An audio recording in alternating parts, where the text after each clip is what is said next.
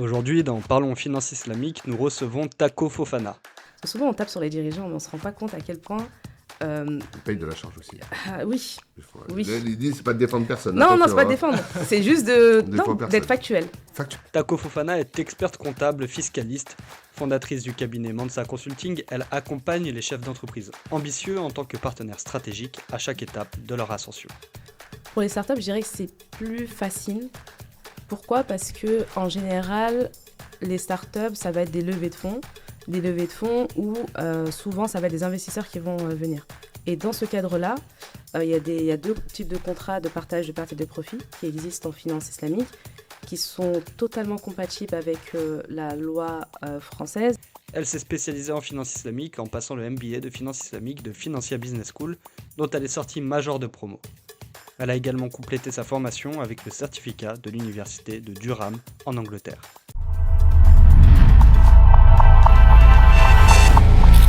Dans l'épisode précédent, avec Kader Merbou, nous avons interviewé Anwar Hassoun pour parler du marché de la finance islamique. Nous avons parlé du marché tel qu'il était à ses commencements, tel qu'il a évolué et tel qu'il sera dans les années à venir. Aujourd'hui, nous allons aborder d'autres sujets, peut-être plus proches de nos réalités, peut-être plus concrets, en entrant directement sur un sujet qui nous concerne tous, celui de l'entrepreneuriat, celui de la gestion de nos entreprises, celle de nos commerçants, celle des gens qui nous entourent. Et j'ai le plaisir d'accueillir pour cet épisode Madame Taco Fofana. Bonjour Taco, à tous. merci beaucoup d'avoir accepté notre invitation. Bon, il me revient l'honneur d'ouvrir le bal des questions. Donc, tu connais le principe du podcast, c'est simple. On va te poser plusieurs questions et on aimerait que tu nous répondes de façon la plus détendue possible. Ok, c'est pas un interview avec Léa Salamé sur France Inter, on se détend. Tout va très bien. Tout va très bien se passer d'ailleurs. Yanis l'a dit, l'entreprise est un sujet extrêmement important. On parle souvent de la finance islamique pour les particuliers et très peu pour l'entreprise. Or, l'entreprise, c'est les particuliers tout en même temps. C'est la personnalité physique et c'est la personnalité morale. Donc si on commence à résumer ce que représente une entreprise, elle résume énormément de personnalités physiques et en plus énormément de personnalités morales des petites entreprises. Donc c'est un sujet qui est un peu, depuis quelques années sur la finance islamique, un peu mis de côté. Et je suis très heureux que ce soit une femme en plus qui présente la question de l'entreprise. Parce qu'on parle beaucoup de femmes dans l'entrepreneuriat. Et on doit admettre que dans cette émission, c'est la première avec une femme. Donc on a une très mauvaise note. Il va falloir qu'on multiplie un peu ça, non pas pour faire des statistiques, c'est pas l'objectif, mais c'est pour mettre en avant un peu plus les parcours très inspirants féminins. On parle beaucoup des hommes sur la finance. Il y en a beaucoup. Et d'autant qu'il y en a énormément, effectivement. Donc voilà. Donc toi, Taco, raconte-nous un petit peu ton parcours rapidement. Donc je m'appelle Taco. J'ai 15 ans d'expérience en expertise comptable. J'ai commencé en 2009 dans un cabinet, c'était un cabinet de 50 personnes. Et ensuite, après avoir eu ma fille, j'ai décidé de passer dans un autre cabinet, plus proche de chez moi. Et moi, initialement, je ne comptais pas être expert comptable. Je m'étais dit, je veux profiter, j'ai ma fille. Je cherche un cabinet d'ailleurs qui respecte les horaires, parce qu'en général, les cabinets, c'est une grosse charge de travail. Et finalement, quand j'ai eu mon entretien, j'ai eu 2 entretiens, parce qu'il y avait 2 experts comptables à l'époque, 2 femmes. Et il y en a une qui était présidente de l'ordre des experts comptables. Et quand elle a vu mon CV et qu'elle a vu que j'avais le master, elle s'est dit « Mais pourquoi je ne continue pas » Je lui ai dit « Je viens d'avoir une fille, j'ai envie de profiter. » Et elle m'a dit « Mais moi, je suis présidente de l'ordre, je peux vous faciliter en plus, donc faites. Et puis si vous voyez que vous n'avez pas envie, vous n'avez rien à perdre. » Et j'ai décidé de le faire. Et finalement, en fait, je me suis rendu compte que je voulais être expert comptable. En fait, c'est juste que je ne le savais pas. J'irais plus même que je pense que je mettais des barrières de manière inconsciente parce que je ne voyais pas de femmes experts comptables qui me ressemblaient. Et donc, indirectement... Quelle barrière ? C'est intéressant, ça. Quelle barrière ? Des barrières, mais c'est vraiment inconscient. Ouais. Comme dans mon entourage, déjà, j'étais la seule qui avait été aussi loin en termes d'études. Et même en termes d'experts comptables, à l'époque, des experts comptables qui me ressemblent, il n'y en avait pas. Donc, du coup, indirectement, ce n'était pas pour moi, mais vraiment de manière inconsciente. Et puis au fur et à mesure, parce que j'avais quand même aussi des amis qui avaient fait le master avec moi, et on était restés en contact, la plupart ont eu leur diplôme, et en fait, on avait des niveaux qui étaient totalement similaires, donc je me suis dit, mais en fait, moi j'ai toutes les compétences pour. Mais au-delà de ça, pendant mon stage, le stage il dure 3 ans. J'ai eu 2 enfants pendant mon stage, donc 3. Et mes enfants m'ont motivée pour me dire, mais en fait, déjà, j'ai les compétences pour, mais au-delà de ça, j'ai envie de leur montrer qu'eux, ils peuvent faire ce qu'ils veulent. Et c'est moi leur exemple en plus. Donc, il Donc, n'y a pas de limite. exactement. Il faut y aller. Exactement. Donc, ça m'a donné une force de dingue, vraiment. Parce qu'on pourrait se dire, avec 3 enfants, c'est compliqué. En plus, c'était en bas âge. Non, mais c'était compliqué, ils étaient en bas âge en plus. D'autant que c'est pas n'importe quel métier, l'expertise comptable. Et alors, c'était quoi le stage? Tu faisais quoi? Le stage, dans le stage, je faisais... franchement, j'ai eu la chance. Enfin, je mets chance entre guillemets. Parce que l'entreprise que j'ai choisie, je l'ai vraiment choisie en me disant je veux moins travailler et je veux profiter. Mais finalement, j'ai eu la chance dès le départ d'avoir des dossiers de taille importante. Des groupes de holding avec des sociétés qui avaient une centaine de salariés dans lesquels je suis intervenue dès le départ. En fait, dès le départ, on m'a fait confiance. Et je pense que j'ai honoré cette confiance parce qu'au fur et à mesure, j'ai gravi les échelons jusqu'à passer directrice associée. Et je suis restée 10 ans dans cette entreprise. Oui, quand même. Ouais. Mais parce que j'ai vraiment évolué. Enfin, j'ai évolué. J'ai commencé collaboratrice comptable, je suis passée chef de mission, ensuite directrice de mission et ensuite directrice associée. Avec 3 enfants en bas âge et en passant en stage d'expertise comptable. Félicitations. Bravo. Merci. C'est des parcours très inspirants. Alors, quelles sont les missions concrètement de l'expert comptable? Avant de parler des missions, j'aimerais quand même préciser c'est quoi un expert comptable. Oui. Pour nos auditeurs qui ne comprennent pas souvent, c'est très important. La différence entre un comptable, un expert comptable, un commissaire aux comptes, tout ça c'est une petite usine à gaz. Bon, on va commencer par l'expert comptable. Qu'est-ce que c'est? Qu'est-ce qu'il fait? Déjà, l'expert comptable, dans son cursus, c'est un cursus qui est multidisciplinaire. Parce qu'il apprend le droit comptable, parce que la comptabilité c'est quand même du droit, mais il apprend aussi du droit fiscal, du droit des affaires, du droit des sociétés, du management, de l'informatique, du contrôle de gestion. Donc tout ça fait qu'il a une palette qui lui permet d'accompagner réellement le dirigeant d'entreprise et l'entreprise de manière globale. Ensuite, quand on est expert comptable, notre rôle premier, pour moi en tout cas, c'est de conseiller le dirigeant d'entreprise, de manager notre équipe, de faire en sorte que... Quand vous dites conseiller, qu'est-ce que vous voulez dire par conseiller? Je pense que le conseil, il peut englober plusieurs choses. Je voudrais préciser aussi qu'on a un devoir de conseil. Donc le conseil est obligatoire et qu'on doit le respecter. Parce que le client il peut même se retourner contre nous s'il a manqué de conseil.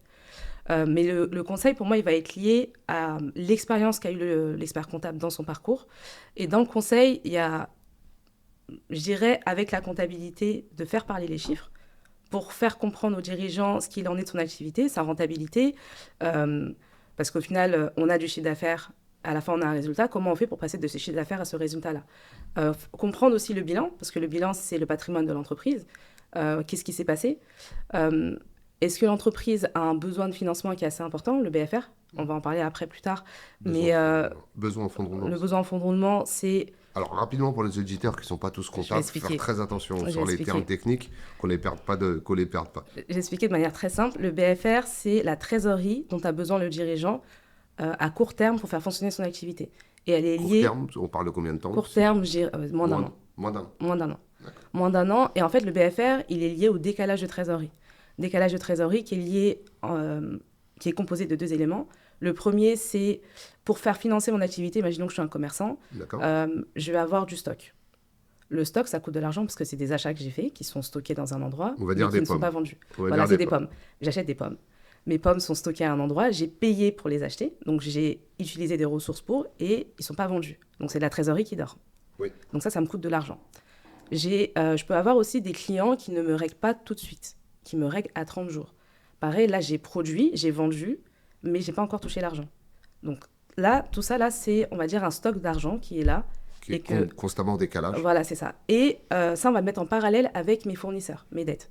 Mes fournisseurs, si je les règle plus rapidement que j'encaisse mes clients, là, j'ai un décalage de trésorerie, mais j'ai surtout un besoin de trésorerie qu'il faut financer. Et le but, en fait, pour moi, de l'expert comptable, c'est d'avoir une vue d'ensemble sur tout ce qui est lié à la comptabilité, donc le bilan, compte de résultat, la rentabilité, la trésorerie, et conseiller le dirigeant pour à la fois améliorer sa rentabilité, optimiser sa trésorerie, voire même structurer s'il y a des besoins de financement. Et moi, je vais même plus loin, je l'accompagne même sur le long terme, en termes de stratégie financière, dans le sens où, et c'est plus pour les entreprises qui sont en croissance, c'est comment on va faire pour structurer la croissance de l'entreprise. Structurer la croissance, ça va être... l'entreprise a des ressources qu'elle utilise pour pouvoir développer son activité. Ces ressources, ça va être les humains, ça peut être le matériel dont elle dispose, et l'idée, ça va être de faire en sorte que chaque euro qu'elle dépense soutienne l'entreprise.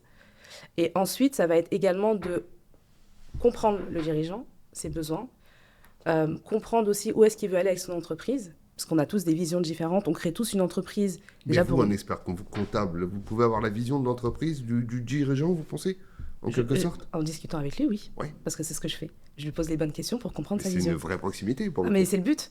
En fait, moi, je considère qu'en tant qu'expert comptable, on est censé être l'interlocuteur privilégié du dirigeant d'entreprise. Mais au-delà de ça, moi, je nous vois comme étant le partenaire. C'est ça, c'est un partenariat. C'est ça, exactement. Donc l'idée, c'est vraiment d'accompagner le dirigeant à structurer sa croissance pour qu'il puisse atteindre ses objectifs sur le long terme. Donc, dans tous les pans de la vie de l'entreprise? Dans tous les pans de la vie de l'entreprise, à tous les stades, ça va de la création au développement jusqu'à la transmission. Les experts comptables vont... il y a des milliers d'experts comptables, mais dans ces milliers, les experts comptables peuvent avoir une approche différente parce qu'on n'a pas tous la même expérience. Et moi, par exemple, je suis spécialisée en stratégie financière et en optimisation fiscale. Il y en a d'autres qui vont être spécialisés en droit social. Donc, en fait, tout va dépendre de l'appétence aussi de l'expert comptable, ce qu'il a choisi de faire. Il y en a qui vont avoir une approche plutôt généraliste, d'autres une approche plutôt spécifique. Tout va dépendre, en fait, parce qu'il ne faut pas oublier... Des spécialisations sectorielles aussi. Oui, exactement. Parce que ce n'est pas le cas pour moi, parce que dans mon parcours, j'ai eu à travailler avec tout type d'activité. Donc, en fait, à partir du moment où je comprends le business model, je peux conseiller le dirigeant. Mais il y en a qui vont être spécialisés, par exemple, en start-up, en e-commerce, etc.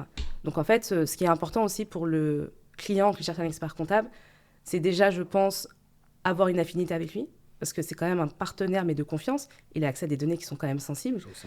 Faut aussi, pour moi, aussi un élément qui est très important, c'est que l'expert comptable doit être pédagogue, mais doit aussi essayer de comprendre son client. Comprendre pour le conseiller de la meilleure des manières. Et pour le client, ce qui est important aussi, c'est qu'il se sente à l'aise de pouvoir tout dire à son expert comptable pour qu'il puisse le conseiller de la meilleure des manières. Et donc... alors, en parlant de parlons, parce que parler, tu as eu ton diplôme, tu nous expliques le métier d'expert comptable, et entre-temps, tu es revenu faire de la finance systémique. Je vais expliquer. Et c'est ça, c'est le point sur lequel... Alors déjà, pourquoi après tant d'années, après tant d'efforts, et en ayant une vision en 360 avec un parcours assez brillant, où tu as monté tous les échelons d'une société, pourquoi de rajouter la finance systémique? Et raconte-nous un peu la finance systémique, qu'est-ce qui t'a amené à la finance systémique, et après on rentre dans le concret sur les questions, je veux dire, un peu moins personnelles. Et raconte-nous des bonnes anecdotes de la finance systémique, ça nous fera rigoler en même temps. Et les auditeurs aussi, il n'y a pas que nous. Bon, déjà, je suis une personne aussi qui aime beaucoup apprendre. Je pense que je serai étudiante toute ma vie. Ensuite, concernant la finance islamique, donc quand j'étais en 2011, j'ai décidé de me mettre à mon compte. Et à cette époque, j'avais aussi besoin de créer une entreprise dans laquelle je serais complètement alignée avec ce que je fais, qui correspond à mes valeurs. Et j'avais entendu parler de la finance islamique à ce moment-là. J'avais fait une formation avec une personne qui m'a permis d'avoir des bases. Et je me suis dit, il faut que j'aille beaucoup plus en profondeur parce que déjà, je suis dans un métier où on touche, entre guillemets, à l'argent. On touche à la finance, à l'économie. Et déjà, moi, à titre personnel, en tant que musulmane, c'était important pour moi de comprendre.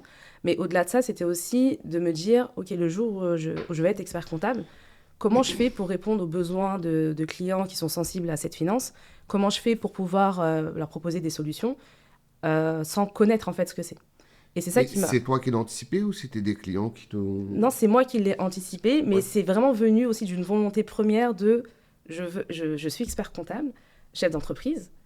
Je dois comprendre, en tant que musulmane aussi, c'est quoi la finance islamique et comment je l'imbrique dans mon métier. Donc c'était vraiment, au départ, personnel. Et c'est quand j'ai commencé à développer mon entreprise que j'ai vu qu'il y avait un réel besoin. Mais je ne l'ai pas fait pour le besoin du client, au départ. D'accord. Je l'ai fait pour moi. Alors ce besoin, tu l'as repéré où? C'est quoi le besoin concrètement? Quels ont été les retours de tes clients? Tu leur as dit, voilà, moi je suis spécialisé aussi en finance islamique, je peux vous accompagner, et ils t'ont fait part de besoins en particulier? C'est ça, exactement. Parce qu'au départ, si je leur dis pas, forcément, ils ne vont pas m'en parler. Donc moi, quand je me présente, c'est surtout... Il y a un tabou autour de ce sujet-là, en fait. Comment? Il y a un tabou autour de ce sujet-là. Je pense qu'au-delà du tabou, c'est qu'il y a une ignorance. Il y a aussi plutôt une ignorance, et je pense que même s'il y a quand même de plus en plus d'experts comptables qui sont formés, sur les dizaines de milliers d'experts comptables, il y en a très peu qui sont formés à la finance islamique. Ça représente... 0,005. Voilà. Donc, je pense que la personne, le client, quand il vient voir l'expert comptable, il ne se dit pas il est formé à la finance islamique. Donc c'est pour ça que moi, je l'aborde pour que la personne le sache et que s'il y a un besoin, en fait, on peut en discuter. Et de fil en aiguille, en fait, dès que je l'aborde, en fait, directement, il y a des personnes qui vont me dire, OK, moi, j'ai besoin de financement, comment on peut faire au niveau... comment on peut faire pour que ça soit conforme au niveau finance islamique et comment je peux obtenir mon financement en respectant du coup cette conformité. Et je me rends compte qu'il y a de plus en plus de dirigeants, à partir du moment où ils l'entendent et qui sont sensibles à cette finance, qui vont du coup demander en fait comment on peut les accompagner. Du coup, vous avez fait des études de finance islamique pour essayer d'intégrer cette expertise dans votre palette. Et vous avez croisé, si j'ai bien compris, pour la petite anecdote, vous avez croisé un expert comptable à l'intérieur de votre promotion. Un confrère. Grande surprise ou pas de surprise? Pour le coup, j'étais surprise. Ouais. Surtout que quand on a discuté ensemble, il m'a pas dit qu'il était directement expert comptable. C'est quand j'ai vu qu'il était expert comptable, je me suis dit, c'est trop bien, déjà qu'il y a un autre confrère. Et du coup, ça nous a permis aussi, même ensemble, de voir concrètement les besoins de nos clients. Et même lui, parce qu'on est encore en contact, ces clients ont réellement des besoins et sont sensibles au fait qu'on puisse respecter les principes de la finance islamique en répondant à ces besoins. Donc il y a une vraie demande, il y a des besoins. Et le but, c'est de pouvoir y répondre. Et votre formation, du coup, ça a été? Ça vous a fait découvrir le monde de façon différente? Attention à ce que tu réponds. Je parlais de manière totalement... Entre le moment où vous êtes entré et le moment où vous êtes sorti, est-ce que ça vous a réellement apporté quelque chose pour le... Ça a complètement changé. En fait, ça ouvre l'état d'esprit. Ça apporte une grandeur, mais... c'est pas le terme grandeur que je veux dire. Mais moi, je sais que ça m'a vraiment élevée. Ça m'a élevée dans le sens où ça m'a apporté personnellement, ça m'a apporté humainement, et ça m'a apporté aussi professionnellement. Humainement à travers les élèves avec qui on fait le MBA, parce qu'il ne faut pas l'oublier que les élèves qui viennent sont tous professionnels. Hein. Tous. Ils sont tous professionnels et ils ont pour la plupart des fonctions très importantes. Et au final, tous, en faisant le MBA, on se rend compte qu'on ne connaît rien. Et parce qu'on apprend tellement de choses que, en fait, ça peut que nous ouvrir encore plus à la curiosité pour déjà comprendre cette finance et voir comment on peut encore contribuer et apporter, parce qu'au final, il y a énormément de choses qui sont à faire. Et je pense qu'il y a beaucoup de choses qui vont venir de l'ingénierie à travers, en faisant preuve de réflexion et en réfléchissant à des solutions qui vont permettre de pouvoir répondre aux besoins en combinant plusieurs aspects. Et donc ça vous a aidé pour le coup à réfléchir un petit peu mieux? Exactement. Ok. Et alors, tu as parlé des besoins de tes clients, donc tu as parlé du besoin de financement. Est-ce qu'aujourd'hui, il y a des solutions qui existent pour accompagner tes clients sur ces questions de financement? Les solutions pour les entreprises sont embryonnaires, dans le sens où, autant pour les particuliers, il existe des solutions, autant pour les entreprises, je parle de solutions de financement, à ma connaissance, il n'y en a pas. Les solutions qui existent, ça va être des solutions où on va faire de l'artisanat. On va fabriquer une solution qui va permettre de répondre aux besoins du client. Et encore, ça ne répond pas à tous les besoins, parce qu'on ne peut pas faire de l'artisanat surtout. Aujourd'hui, c'est quoi les besoins des chefs d'entreprise concernant la finance islamique et quels sont déjà aussi leurs besoins spécifiques? Pour nos auditeurs qui ne savent pas, quel est le besoin d'un chef d'entreprise en termes pour un expert comptable? C'est quoi ces besoins? Comment vous identifiez ces besoins récurrents? Ok. Donc déjà, pour un dirigeant d'entreprise, les besoins vont être différents en fonction de la phase dans laquelle il se situe. Parce que il y a d'abord le porteur de projet qui veut créer son entreprise. Et là, il peut avoir un besoin de financement qui est lié à la création de son entreprise. Je vais prendre l'exemple d'une microcrèche que j'ai eue, où il fallait financer en fait tout le matériel qui était spécifique à l'activité. Et donc là, ça nécessitait des fonds. Donc là, ça va être plutôt du financement long terme, parce que l'objectif, c'est de financer du matériel qui va durer dans le temps. Ensuite, et ça, c'est le plus gros besoin que moi j'identifie, et même en parlant avec des confrères qu'on identifie, c'est le financement du besoin en fonds de roulement, le financement de l'activité sur le court terme. Parce que la majorité des entreprises ont des décalages de trésorerie qu'il faut financer. Et c'est là où il y a un réel besoin, c'est le premier pour moi. Ensuite, il peut y avoir aussi des besoins, même dans le cadre du développement. Là, ça va être du long terme. Une entreprise qui veut scaler, qui veut passer à une étape supérieure et qui a besoin de fonds parce que elle a besoin, je prends l'exemple d'une start-up par exemple, qui est passée à une étape où elle a besoin d'embaucher de manière importante, d'investir dans la recherche et développement. Là, pareil, ça va être du financement long terme. On peut qualifier le financement en 2 types de financement pour une entreprise, le financement du haut de bilan qui est le long terme et le financement du bas de bilan qui est le court terme et qui est le financement du besoin en fonds de roulement. Donc ça, c'est les principaux besoins de financement qu'on peut avoir. Il y a d'autres choses qui s'ajoutent aussi Il peut y avoir également une de entreprise. gestion de trésorerie, patrimoine du dirigeant. Plan d'épargne salariale. Ok, d'accord. Parce que moi, j'étais plus sur l'aspect financement. Oui, l'idée, c'est de comprendre un peu tous les besoins pour Oui, ok. Une entreprise peut avoir, dans ce cas-là, oui. L'entreprise, elle peut avoir différents types de besoins. Donc, on a parlé du besoin de financement. Elle peut avoir un besoin aussi de faire travailler l'argent qu'elle n'utilise pas. Donc, ça va être le besoin, ça va être la gestion de trésorerie. Elle peut également, et là, ça va être plutôt dans le cadre de l'optimisation fiscale et même sociale de son entreprise, mettre en place de l'intéressement, parce que l'intéressement permet de baisser le taux de charge sociale de manière importante, parce que le coût d'un salarié est très important en France. Par rapport à un net de 1 000 €, le coût pour la société, c'est 1 800 €. Répétez-le bien. Presque le double. Oui, presque le double. Répétez-le bien. Voilà, pour 1 000 €. Pour 1 000 € de net, ça coûte 1 800 € à la société. Parce que souvent, on tape sur les dirigeants, mais on ne se rend pas compte à quel point... Ils payent de la charge aussi. Oui. L'idée, c'est pas de défendre personne. Non, c'est pas de défendre. C'est juste d'être factuel. Factuel, Factuel, tout simplement. C'est qui l'a dit d'ailleurs il n'y a pas très longtemps? C'était le PDG de Michelin, de souvenir, qui avait dit que les cotisations en France, les cotisations sociales en France, c'était exorbitant. Je crois que sans parler de la manière dont c'est géré, mais ça, c'est un autre aspect.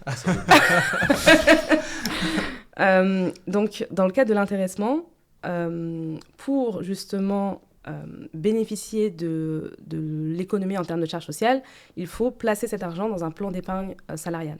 Et là, il y a un besoin, du coup, de pouvoir bénéficier de plans d'épargne salariale pour pouvoir avoir droit aux réductions de charges sociales. Et quels sont les autres besoins que tu vois encore? Un besoin aussi d'optimiser... Classique, sans rentrer sur la question, à ce stade, sans rentrer sur la question islamique. Oui, classique.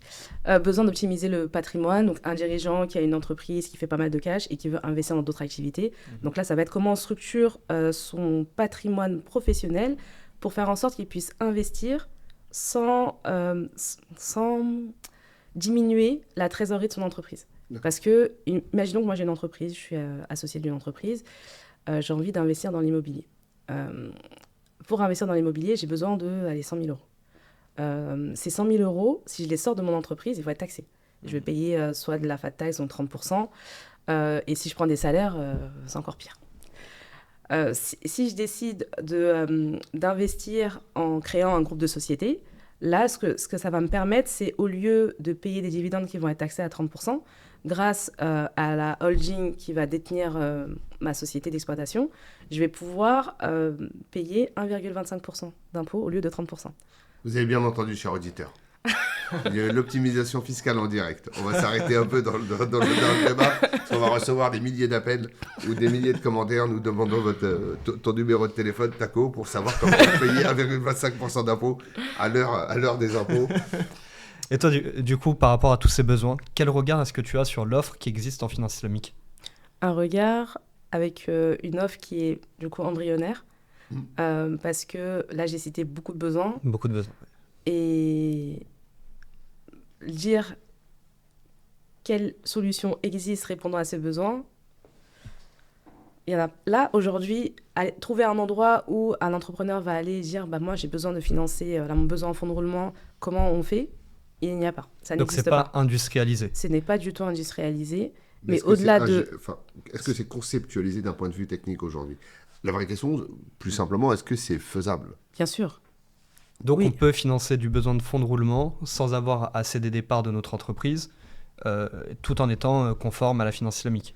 Pour moi, c'est pour ça que tout à l'heure je parlais d'ingénierie, il suffit de trouver une entreprise qui accepte de vendre son... Je prends le cas d'un commerçant qui veut financer son stock. Donc toujours sur les pommes, par exemple. Ouais, on reste sur le cas des pommes. Je ne sais pas si c'est un bon exemple. C'est pas, on va garder le cas des pommes. C'est périssable. Ouais, c'est pour ça. Allez, téléphone. Voilà, un téléphone. Elle a besoin de financer de nombreux téléphones. Elle va faire appel à une entreprise qui, elle, vend des téléphones. Mais l'idée, c'est que cette entreprise lui vende ses téléphones, mais avec... comment on appelle ça? Elle lui vend pas comptant. Échelonné. Elle lui vend de manière échelonnée. Et ça, c'est le contrat Morapara qui peut être mis en place pour derrière permettre à cette entreprise de financer son stock et de le payer À tempérament. à tempérament, exactement. Appelé en plusieurs fois. C'est ça. En fait, à partir Sans frais, j'insiste bien, mes amis, sans frais. en finance islamique, on peut faire beaucoup de choses à partir du moment où faut partir du besoin, déjà. À partir du moment où on a identifié le besoin et qu'on a compris quelles étaient les attentes du dirigeant, derrière, ça va être de déterminer quelles sont les solutions qu'on va mettre en place. Sachant que la finance islamique, c'est une finance contractuelle. Et donc, l'idée, ça va être quel est le contrat qu'on va utiliser qui répond au mieux aux besoins du client. D'accord. Et alors sur les startups, tu nous as parlé des startups tout à l'heure. Est-ce qu'il y a des solutions pour croître, pour se développer ? Pour les startups, je dirais que c'est plus facile. Pourquoi ? Parce que en général, les startups, ça va être des levées de fonds où souvent, ça va être des investisseurs qui vont venir. Et dans ce cadre-là, il y a deux types de contrats de partage de pertes et de profits qui existent en finance islamique, qui sont totalement compatibles avec la loi française, sachant qu'en France, ce qu'il faut avoir en tête, c'est qu'on a une liberté contractuelle en ce qui concerne les contrats. Et donc, ne serait-ce que si on prend le cas de la SAS par rapport à la SARL, on a la possibilité de mettre les clauses qu'on veut dans les statuts. L'intérêt maintenant, les points d'intention, ça va être de mettre des clauses qui ne sont pas léonines, donc qui ne sont pas interdites par la loi, et qui sont totalement compatibles avec ces contrats de partage de pertes et de profits. Mais c'est plus facile dans le sens où, en fait, il y a juste à faire en sorte de faire fusionner ces deux systèmes, entre guillemets, pour derrière faire en sorte que ça soit conforme au niveau islamique. Et après, il faut trouver les fonds, bien sûr. Mais ça, c'est un autre point. Ce qui est le plus compliqué, c'est de trouver les fonds, de structurer les solutions aujourd'hui. C'est équitable. Franchement, ça dépend des situations. C'est compliqué, ouais. L'un peut être aussi compliqué que l'autre, selon toi. D'accord. D'accord. Donc, du coup, l'offre, aujourd'hui, si on comprend l'offre, on comprend, merci beaucoup, mais c'était très clair sur les besoins.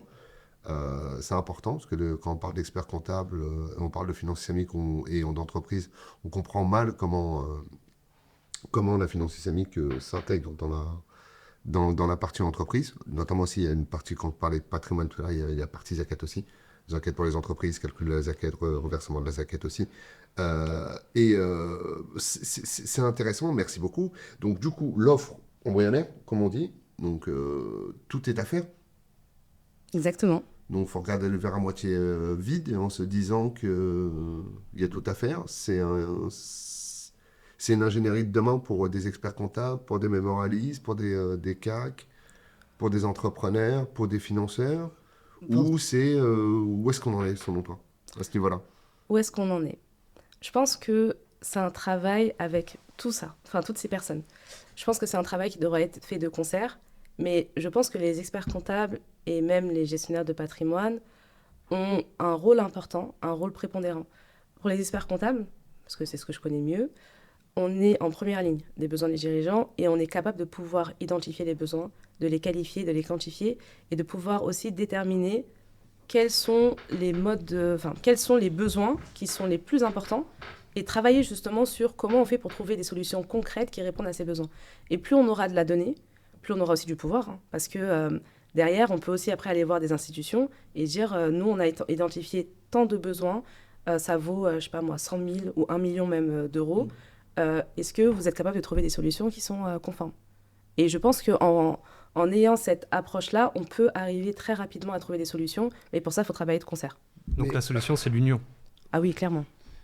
Effectivement, la solution, c'est l'union. Mais moi, je me fais un peu pas l'avocat du diable, j'aime pas ce terme d'avocat du diable, mais est-ce qu'il y a un marché des entreprises pour la finance islamique en France ? Oui.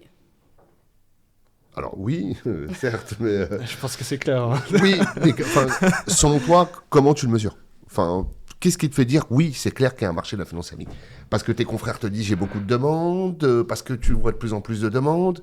C'est quoi les indicateurs, les nuances qui te permettent d'avancer fermement que c'est un oui ? je le vois déjà à travers... Je vais juste commencer par le MBA. Quand je vois tout l'ampleur que prend le MBA, le nombre de personnes qui y viennent, clairement, il y a une vraie demande et un vrai besoin, mais je pense qu'il est lié aussi au fait que les personnes commencent à entendre encore plus parler de la finance islamique, et les personnes qui sont sensibles se disent, en fait, c'est quoi, déjà, premièrement, et deuxièmement, moi qui suis chef d'entreprise et qui ai envie de développer mon entreprise et de gagner mon argent en respectant mon éthique, comment je fais pour respecter mes besoins? Et je pense qu'il y a quelques années, on n'en entendait pas encore assez parler, il y avait une méconnaissance aussi par rapport à ça. Et le fait qu'il y ait aussi de plus en plus d'experts comptables qui, même sur LinkedIn, le fait d'en parler, forcément, il y a aussi plus d'entrepreneurs qui se disent « Ok, là j'entends quelque chose qui m'intéresse, je veux creuser. » Et du coup, maintenant, quand je comprends ce que c'est et quand je comprends aussi que derrière, je peux trouver des solutions, là, il faudra travailler pour, mais qu'il existe des solutions qui pourraient répondre à mes besoins, moi, je suis prêt en fait à les prendre.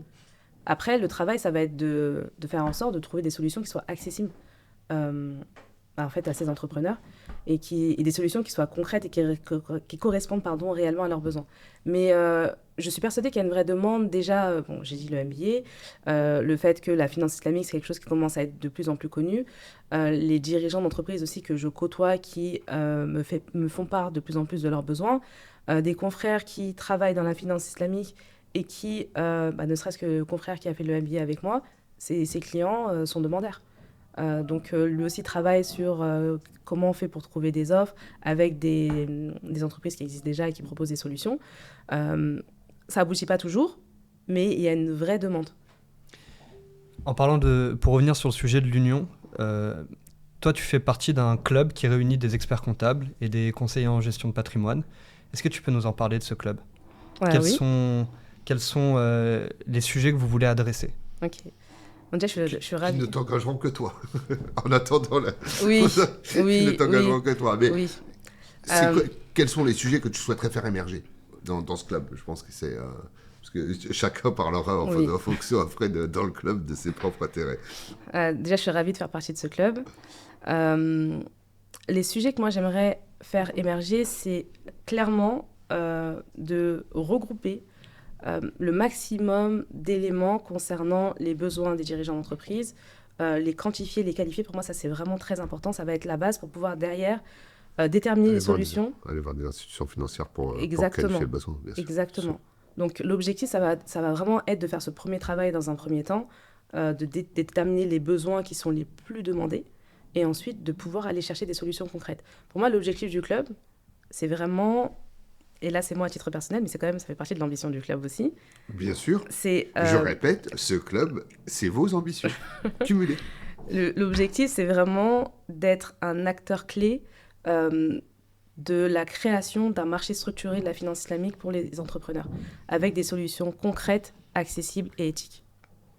Donc l'idée, c'est de faire bouger le marché pour que dans 5 ans, même peut-être moins, 2 ans... Moi, je dirais même moins que 5 ans. Un an, moins que 5 ans. Les choses soient totalement différentes. Exactement. En fait, et c'est pour ça l'union est indispensable, parce que c'est en réunissant nos forces, en réunissant aussi toutes les données qu'on peut avoir chacun de notre côté, et en les unifiant, qu'on pourra derrière être une force pour toquer et dire ok, là, on a ce besoin-là qui est identifié, on a besoin de fonds, qui est prêt à mettre des fonds. Et je pense qu'à partir du moment où il y a des vraies personnes, parce que si on identifie le besoin, c'est qu'il y a des personnes derrière, des dirigeants d'entreprise qui sont prêts à payer, derrière, l'offre, elle pourra être créée. Je pense que le marché va faire évoluer, mais à partir du moment où il y aura quand même une base d'union qui va faire comprendre que c'est l'union qui fonctionne. C'est grâce à l'union qu'on peut faire émerger des choses, et c'est là que les gens vont commencer à venir et à participer à cette union.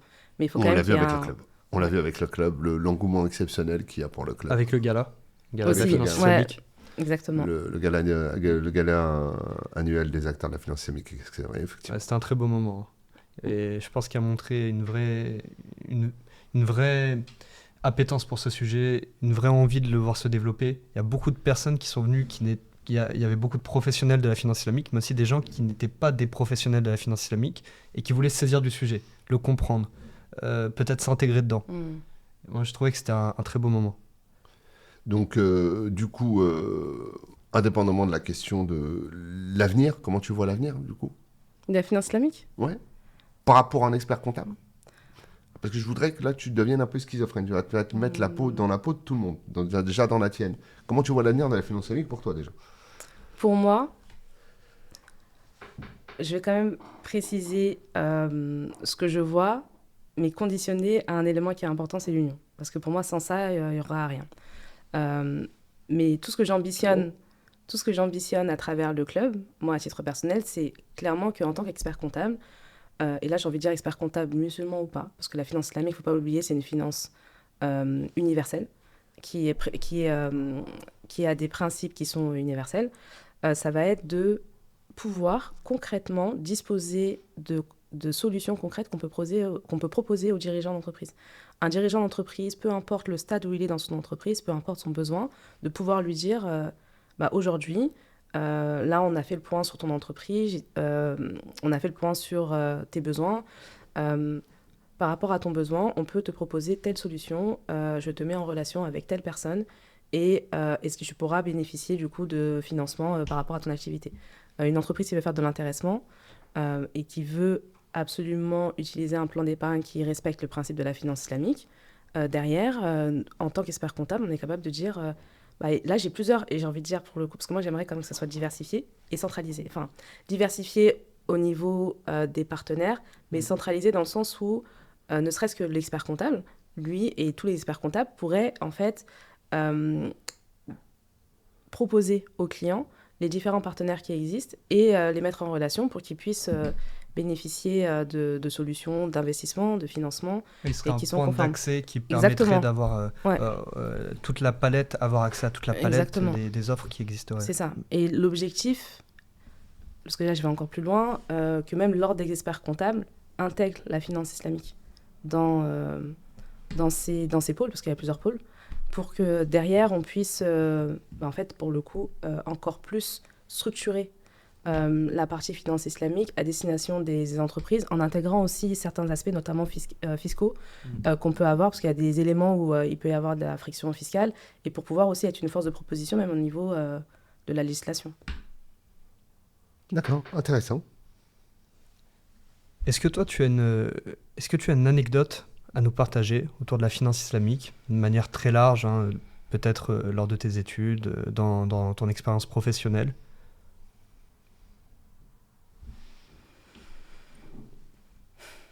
Un moment qui t'a marqué? Il y a beaucoup de moments qui m'ont marqué, hein, mais c'est surtout dans les études. Je sais même pas lequel dire. Je pourrais parler du voyage. Je pourrais parler... Je sais pas. Voyage dans l'UMBA? Ouais. Lequel? Moi, j'ai fait Bahreïn et Durham. Durham, n'importe quoi. J'ai fait Durham dans un second temps. Bahreïn et Dubaï. Bahreïn et Dubaï. Qu'est-ce qui vous a marqué là-bas? Non, là, c'est vraiment... Il y a les institutions qui étaient très intéressantes. Okay. Mais au-delà de ça, il y a eu beaucoup de péripéties. Des voitures mal garées. Des voitures mal garées. Et c'était toujours la même voiture. Ouais. Nous, on était 3 femmes, mais je peux vous assurer que si on était... Franchement, c'est pas pour nous lancer des fleurs, mais... On conduisait bien. On conduisait pas tout le temps, mais notre voiture, je pense qu'il y avait de la baraka dans notre voiture. Parce qu'on n'a jamais eu de problème, mais l'autre voiture... donc là, c'était à Abu Dhabi. Abu Dhabi, on devait aller à Argent. Et on devait être là-bas pour 11h. Donc, on était 2 voitures. Et il y a une voiture qui était derrière nous. Cette voiture, c'était une personne qui avait insisté en plus pour conduire. On l'a laissée. Et finalement, à un moment, on continue et on voit que la personne, on était devant. Donc, normalement, l'objectif, c'est de nous suivre. Elle a tourné à un endroit. On n'a pas compris pourquoi. Nous, on est arrivés, on attend, on les appelle et ils nous disent il y a un pneu qui a été crevé. Ok. Donc, ils sont venus avec je crois, 1 demi-heure de retard en nage, etc. Mais ce qu'on a compris, c'est que déjà, ils ont atterri dans un hôpital. On n'a pas compris comment ils ont fait pour atterrir dans un hôpital. Et au final, en fait, c'est juste la personne qui a mal lu le GPS et qui ne voulait pas écouter les autres dans la voiture. Donc, je ne sais pas c'était quoi l'ambiance dans la voiture, mais je pense que c'était assez... Moralité, les femmes conduisent bien, elles suivent le GPS, elles n'ont pas de soucis. Attends, Voilà. mais du coup, 30 minutes de retard chez Ardian, c'est ça? Oui, c'est ça. Oui, ce qui est- et surtout par qui ils étaient reçus, c'est un peu moyen d'arriver une petite Parce demi-heure qu'on en a été retard. tellement bien reçus en plus. Ouais. Mais Et donc, voilà. Ardian qui a une branche qui fait de la finance islamique, Non. Non. c'était pour comprendre comment fonctionne une société de gestion Qui fait du classique, private qui fait du equity, private Exactement, equity. exactement. Oui, parce que dans le cadre du MBA, c'est un MBA en finance islamique, mais dans ce MBA, on aborde toutes les sphères de la finance. Et c'est ça qui est vraiment enrichissant dans ce MBA, parce que ça nous ouvre vraiment l'esprit dans le sens où, là, pour le coup, c'est vraiment de comprendre comment fonctionne le private equity. Mais il n'y avait pas de lien avec la finance islamique, mais derrière, ça nous Même permet si aussi... dans l'esprit, le private equity, c'est de dans la l'esprit, finance oui, islamique. c'est Mais ça. en plus, c'est vrai. Exactement. Exactement. Putain, C'est totalement peut-être le ça. produit, enfin Private equity, c'est la finance Oui. islamique, on va. Ouais. Même pas besoin. Bah, C'est- sauf qu'il y a des clauses contractuelles dans le L'esprit. private equity. Voilà, dans Dans l'esprit, l'esprit. ça l'est. Voilà, c'est ça. Et alors, une anecdote sur la finance islamique. Alors, une autre, non pas en tant qu'étudiante, mais votre voyage à Durham. Ça m'intéresse.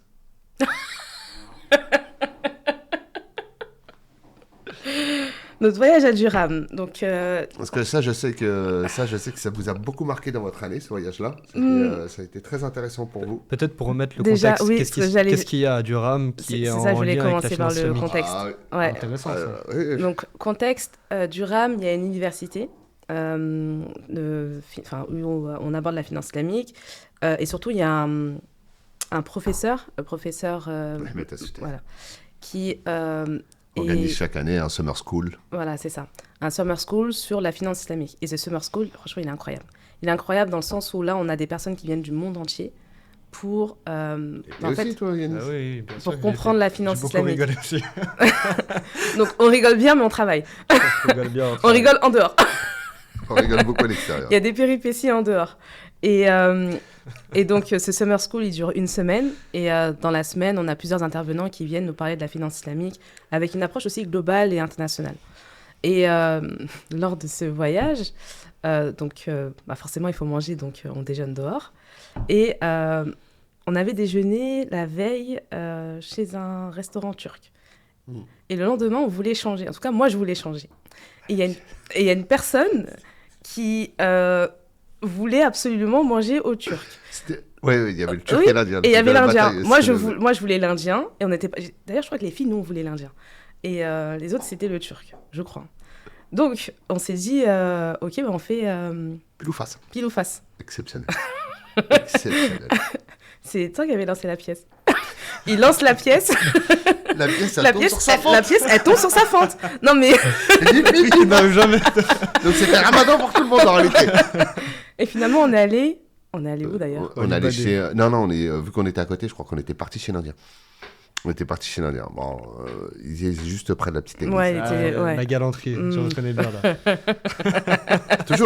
Toujours. Et en plus, en parlant de galanterie, c'est... quel conseil tu donnerais aux femmes De manière générale. de manière générale, parce que tu as un parcours très inspirant pour les femmes, il y a beaucoup de femmes qui nous écoutent. Quel conseil tu leur donnerais aux femmes? Ok. Le conseil que je donnerais aux femmes, d'avoir des rêves, d'y croire et de travailler pour les réaliser. C'est les mêmes rêves que les mêmes conseils que ceux que tu donnes à tes enfants dont tu nous parlais au début. C'est les conseils que je donne à mes enfants et j'ai envie de dire que je donne à tout le monde. Mais je pense que beaucoup de femmes s'oublient. Et s'oublient souvent, ne serait-ce que quand elles se marient ou quand elles ont des enfants. Et quand on est une femme et qu'on est mère, il ne faut pas oublier qu'on est aussi femme. On peut avoir plusieurs fonctions. On peut être mère, fille, sœur, etc. Mais il ne faut pas oublier qu'on est femme. Et c'est important, en fait, aussi d'avoir ses propres aspirations. Peu importe lesquelles. Hein. Quand je dis rêve, le but... moi, j'ai eu mon parcours. Ouais, c'est pas mais que ça de l'ordre m'appartient. professionnel. Voilà, C'est pas que dans exactement. l'ordre professionnel. C'est juste, en fait, je pense que toute personne qui naît déjà a besoin... tout humain a forcément des rêves. C'est souvent, en fait, on se pose même pas pour savoir quels sont nos rêves. Et souvent, on se dit, OK, c'est des rêves, mais on n'y croit pas. Moi, je dis que tout est possible. Déjà, en tant que croyante, tout est possible. Donc, à partir du moment où tout est possible, j'ai des rêves. Comment je fais pour travailler? Quelle première action je mets pour les atteindre? Ouais, c'est ce conseil-là que je donnerais. Aux femmes, d'accord. Et quel conseil tu donnerais à des étudiants en comptabilité, tous ces petits Les étudiants en conseils que je comptabilité, donnerais aux étudiants. CCA, CCG, Ouais. BCG, DCG, DSCG. DSCG, que des G de partout. Qu'est-ce que tu leur donnerais comme conseil à cela? Le conseil que je donnerais, c'est d'avoir une grande ouverture d'esprit par rapport à leur métier, enfin par rapport à ce qu'elles souhaitent faire. Parce qu'aujourd'hui, on est vraiment à un tournant. Ça fait des années qu'on nous dit, moi ça fait 15 ans que je suis dans la profession. Il y a déjà 15 ans, on disait la comptabilité ne va plus exister. Sauf que là, on est avec l'intelligence artificielle. Il y a 15 ans, il n'y avait pas d'intelligence artificielle. Donc le métier va complètement changer. Et je pense, et là c'est vraiment, ça m'appartient, je pense que c'est important aussi de se spécialiser. Dans le sens où on a beaucoup de cabinets généralistes qui, eux, avec l'intelligence artificielle, vont devoir en fait, se spécialiser tout simplement parce qu'il y aura une compétitivité en termes de coûts. Il y a énormément d'acteurs qui proposent des tarifs à moins de 100 € pour la comptabilité. Un cabinet traditionnel ne peut pas concurrencer ces personnes-là parce qu'elles sont staffées pour. Donc, la personne, en fait, qui est dans la comptabilité, d'avoir une ouverture d'esprit sur les métiers qu'elle veut faire, dans le sens où la comptabilité ouvre énormément de métiers. Pourquoi ? Parce que déjà, la comptabilité, ça va être derrière un bilan et un compte de résultat, donc des chiffres qu'il faut analyser. On peut avoir dans les métiers, des métiers où on va analyser les chiffres pour conseiller le dirigeant, des métiers où on va faire, comme ce que je fais, de la stratégie financière, de l'optimisation fiscale. Il peut y avoir même des métiers où on va travailler sur l'intelligence artificielle pour accompagner l'entreprise dans son organisation.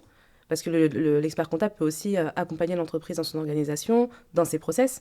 Donc, au final, il y a énormément de choses qui peuvent être faites à travers le cursus des CG, des ACG. Donc, vraiment, une grande ouverture d'esprit. Et ne pas se dire que comme la comptabilité va disparaître, du coup, ça ne sert à rien. Parce qu'en fait, non, parce que la comptabilité, ce qui va disparaître, ce n'est pas la comptabilité en réalité, c'est le fait de faire de la tenue comptable. C'est ce métier-là qui va tendre à disparaître. Donc, ça veut dire qu'on aura plus de personnes qui vont devoir réfléchir. Oui. Donc, du coup, l'objectif, ce sera aussi d'être beaucoup plus dans la réflexion. Mais quand je dis réflexion, c'est travailler en fait son sens de l'analyse pour pouvoir proposer des conseils pertinents aux chefs d'entreprise. Je le vois comme ça. Excellent. Excellent. Le mot de la fin t'appartient. Déjà, on tient énormément de remercier parce que c'est extrêmement clair et bravo pour ton parcours. Il est très inspirant et on est très content qu'une femme, non pas que tu sois que qualifiée que par la notion de femme, mais une femme méritante et battante que tu es.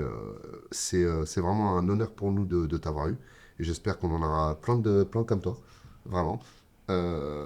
Et on te demanderait de nous clôturer. C'est à toi de nous donner le mot de la fin. Nous, on va remercier nos éditeurs et on va vous remercier toujours de nous écouter et de continuer de nous donner vos avis sur le podcast et faire en sorte que ce podcast pédagogique soit le plus largement diffusé pour faire comprendre des métiers, des individus, des concepts sur ce sujet passionnant qu'est la finance systémique. Mais on te laisse le mot de la fin. Qu'est-ce que tu veux dire à nos éditeurs ? Qu'est-ce que tu veux nous dire ? Qu'est-ce que tu veux dire à tous ceux qui t'écoutent ? Avant de donner le mot de la fin, déjà, je tenais à vous remercier. C'est un honneur aussi pour moi d'être dans ce podcast. Donc, merci pour l'invitation. Je t'en prie, merci à toi. Le mot de la fin. J'ai envie de conclure sur la finance islamique, parce que c'est quand même le sujet de ce podcast. Pour moi, la finance islamique, c'est l'avenir. Mais au-delà de ça, c'est vraiment une finance qui contribue au développement économique des pays. Ça l'a prouvé. Et là où j'ai envie de venir, c'est de vous intéresser à cette finance. Peu importe d'où vous venez, peu importe votre religion, de la comprendre, parce que c'est une finance qui a survécu à la plus grande crise. Et c'est pas pour rien, parce que souvent, on peut être réfractaire, on peut avoir des avis qui sont différents, mais ça, c'est des faits. Elle a résisté à cette crise. Si elle a résisté, c'est qu'elle est différente de la finance conventionnelle. Et moi, j'ai un projet que je vais faire en Afrique de l'Ouest, qui a pour but de contribuer au développement économique des pays. Et le point central, c'est la finance islamique. Donc j'ai vraiment envie de finir en abordant le fait que la finance islamique, c'est une finance, au-delà du fait que c'est une finance qui a de l'avenir, et c'est l'avenir, j'ai envie de dire, c'est que c'est une finance qui est là pour préserver la vie humaine. Et c'est important de l'avoir en tête. Merci beaucoup, Tako. Merci beaucoup.